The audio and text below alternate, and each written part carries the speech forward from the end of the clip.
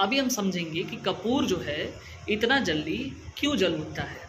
ठीक है, सबसे पहले कपूर की अगर हम बात करें तो कैम्फर ट्री एक पौधा है, पेड़ है, जिससे जो है कपूर बनता है। कपूर को जलने के साइंस के लिए हमको 2-3 बातें समझना होगा। सबसे पहले एक वोलेटाइल सब्सटेंस है, वाष्पशील पदार्थ है।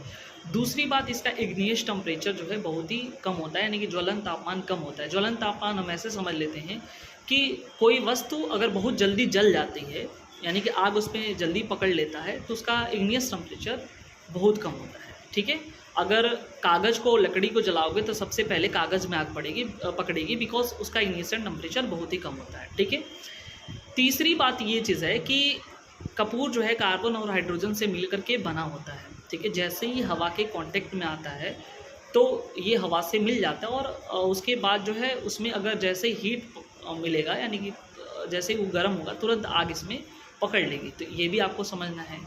अच्छा, एक बात और है कि कपूर जो होता है वो एक जो है हम बोल सकते हैं सब्लिमेट है। ठीक है, ऊर्ध्वपातक है। ऊर्ध्वपातक का मतलब होता है कि वैसी वस्तु जो ठोस अवस्था से सीधे गैस अवस्था में बदल जाती है, उसको ऊर्ध्वपातक कहते हैं। इस प्रोसेस को ऊर्ध्वपातन यानी कि सब्लिमेशन कहते हैं।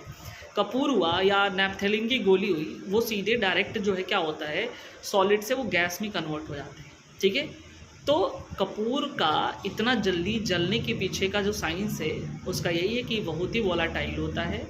उसके बाद दूसरी बात ये है कि ये कार्बन हाइड्रोजन से मिलकर के बना होता है। जैसे ही एयर के संपर्क में आता है तो उसके साथ मिल जाता है और हीट मिलने के बाद ये जल उठता है। ठीक है, थैंक यू सो मच।